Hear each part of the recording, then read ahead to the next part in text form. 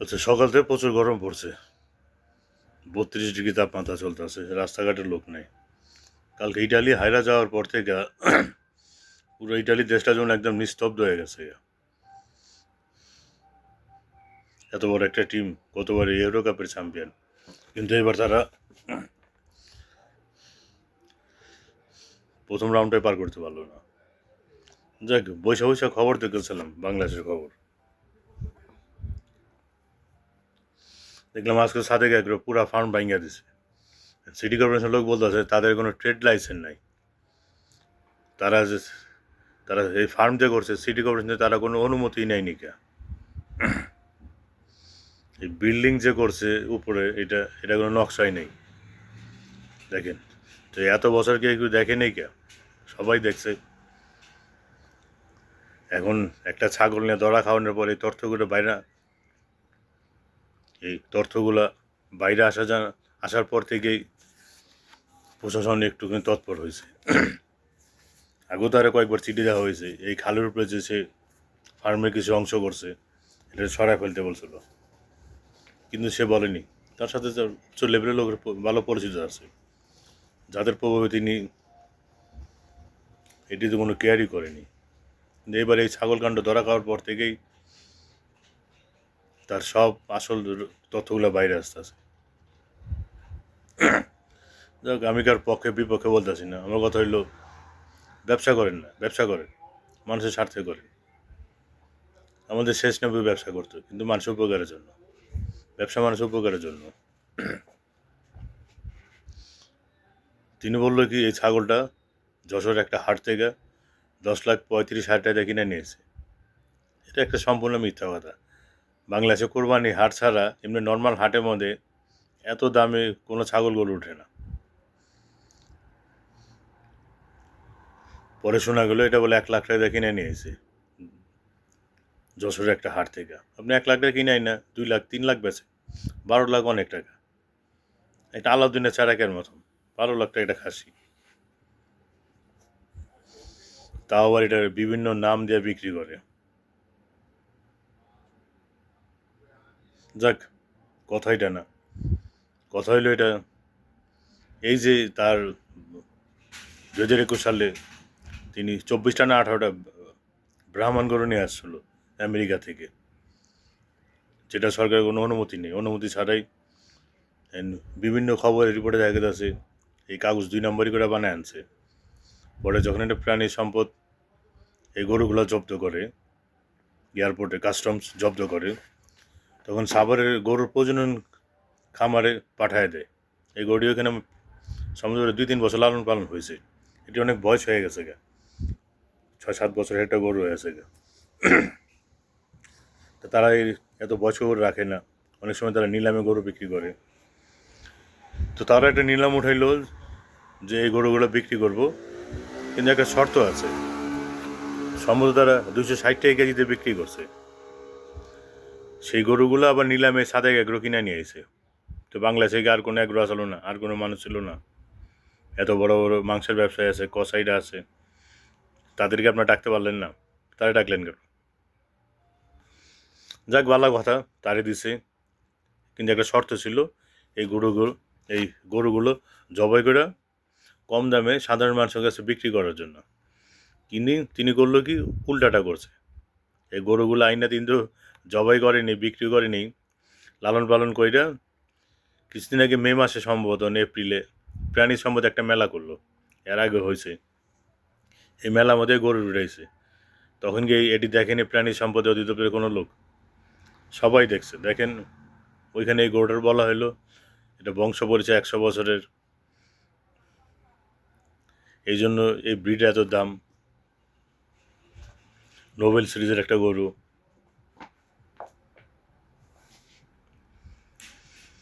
তারপরে দেখেন এই গরুগুলা ঈদের মধ্যে বিক্রি করার জন্য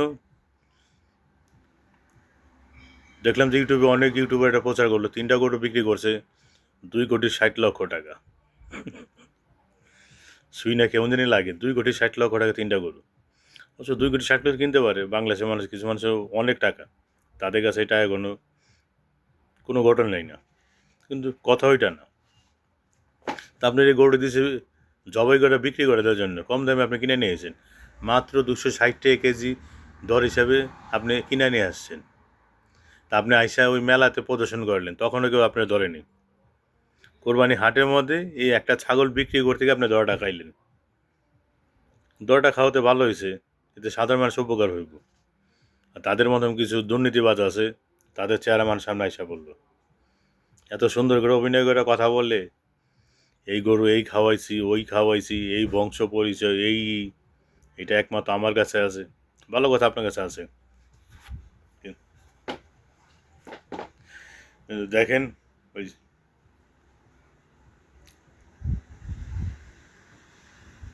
এই গরুর মাংস 800 টাকা কেজির পিছনে তাদের সবচেয়ে বড় হাত। তারা এই মাংসের দামটি বাড়ায় রাখছে। কিছু অ্যাগ্রো গ্রুপ আছে, হাতে গোনা কয়েকজন, তারা এইটারে এই গরু জগৎটারে কন্ট্রোল করে।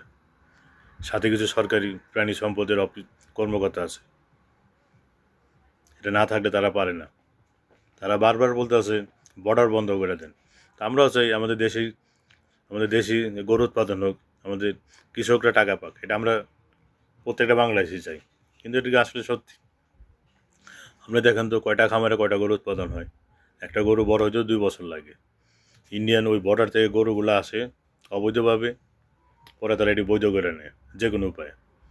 বাংলাদেশে এসে লালন পালন হয়। এই যে কালবেলার যে রিপোর্ট করতেছে, বিভিন্ন টিভি চ্যানেলগুলো দেখাইতেছে যে তিনি কোন কোন জায়গাতে চোরাই পথে গরুগুলো আনে, গভর্নমেন্টের রাজস্ব থেকে বাদ পড়ে, পায় না। তার কোনো ট্রেড লাইসেন্স নাই, তুই যে খামার করেন একটা এলাকা ভিতরে খামার কীভাবে দেয়, এটা তো অনুমতি দেওয়া উচিত না, যেখানে জনসাধারণ বসবাস করে। এটা পরিবেশের ব্যাপার আছে, মানুষের স্বাস্থ্যের ব্যাপার আছে একটা, কীভাবে দিল এত? ওই এলাকার কমিশনার বলতে আছে যে তার সাথে আমার কোনো নেই, সম্পর্ক নেই, এমনি পরিচয়। এই খাল ভরাট করছে, তখন কি তিনি দেখেননি? সবাই সব কিছু দেখছে, না দেখার মতন বান করে। এখন ধরা খাওয়ানে অনেক কিছু বাইরে আসতেছে, সামনে আর কিছু বাইরে আসবো। কালকে একটা দেখলাম, খলিল সাহেবের একটা ইন্টারভিউ দেখলাম, তিনি বলল তিনি তাদের বিরুদ্ধে কোনো কথা বলবেন না, তারা খুব প্রভাবশালী। আসলে তারা প্রভাবশালী, তাদের সমাজে অনেক ক্ষমতা আছে, এই ক্ষমতার বলে কারণে তারা এই দুর্নীতিগুলো করে। এটা ভালো কথা বলতে খলিল সাহেব, কেউ বদনাম করেনি, আমিও কেউ বদনাম করার জন্য এখানে বসিনি। তিনি বলছে যে এই যে ইন্ডিয়াতে প্যাকেট মাংস আসতো, এটি তারা বন্ধ করছে, কিন্তু ইমরান সাহেব বলতেছে সে আন্দোলন করে বন্ধ করছে। মিথ্যা কথা। খলিল সাহেব তো বাংলাদেশ মাংস ব্যবসায়ী যে মহাসচিব আছে আবুল সাহেব, তারা মিলে এই আন্দোলন করে প্যাকেট মাংসটা বন্ধ করছে।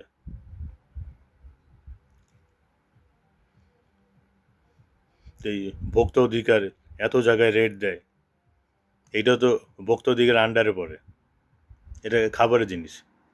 তারা কি দেখে নেই এত দাম কেন হইব?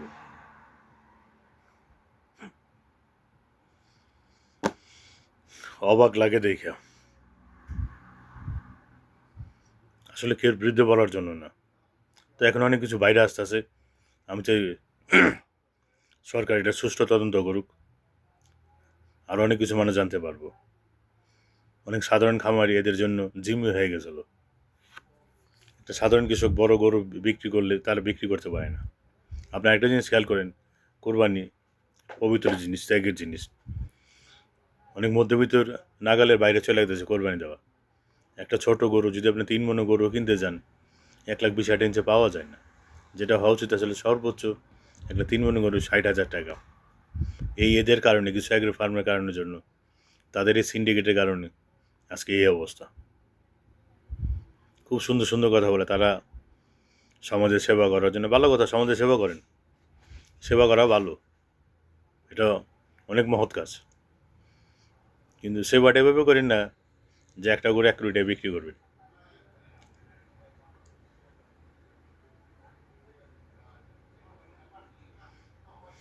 তার কি বলবো,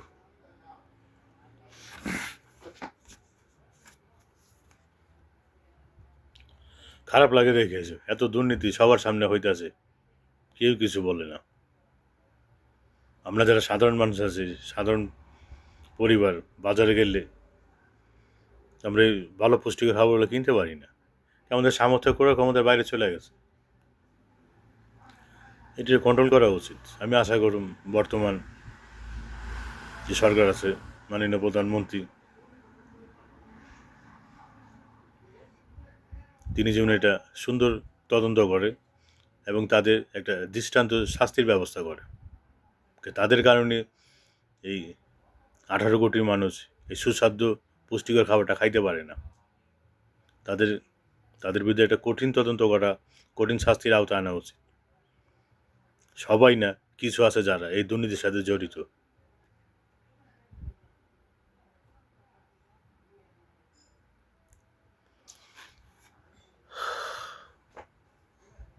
আমি আবারও বলি, কেউর বিরুদ্ধের জন্য না,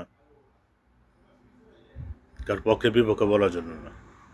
সাধারণ মানুষজন সবার ক্রয় ক্ষমতার ভিতরে থাকে এই গরু গোস্তটা, এইটি আমার আবেদন, আর কোনো কিছু না। কারোর এখন ছোটো করাও না, কারো বড় করাও না। আপনারা ব্যবসা করেন, বড় বড় এগ্রো ফার্ম আছে, ভালো কথা করেন, মানুষ উপকারের জন্য করেন। আপনারা তো কিছু লাভ করবেন, এটা স্বাভাবিক, কিছু লাভ করেন, এত লাভ না, ঠিক আছে। আর সবাই বলে যে গরুর খাদ্য অনেক দাম, তো অনেক দাম। বাংলাদেশে হাতে গোনা কয়েকটা কোম্পানি এই খাদ্যটারে কন্ট্রোল করে।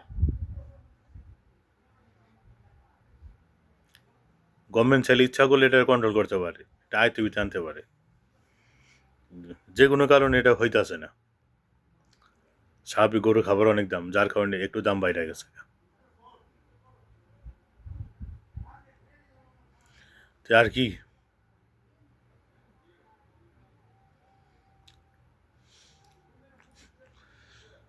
দুঃখ লাগলো কালকে ইটালি হাইরা গেল, হাইরা বাদ হয়ে গেল। পুরা খেলাটা দেখলাম, খারাপ লাগছে। পুরা রাস্তা নিস্তব্ধ হয়েছে, একটা মানুষ বাইরেনি। যদি কালকে খেলাটা জিততো, আমাদের ব্যবসাটা ভালো হইতো, বাইরে অনেক লোক থাকতো। তো যাক, অনেক কথা বললাম, কেউ কিছু মনে করবেন না, কারো ছোট করার জন্য না, যেটা সত্যি সেটি বললাম। কিন্তু খাবারটা যেমন মানুষের আয়ত্তের ক্রয় ক্ষমতার ভিতরে থাকে, এই দিকে সরকার খেয়াল রাখবে, আর কিছু না। আর এদের মধ্যে কিছু লোক আছে যারা এই গরু সেক্টরটা কন্ট্রোল করে, এই সিন্ডিকেটটা গভর্নমেন্ট যখন ভাঙা দেয়, তাদের বিরুদ্ধে একটা সুষ্ঠু তদন্ত হয়, এতটুকু আশা। আর কি, ভালো থাকেন, আবার দেখা হইব। আল্লাহ হাফেজ।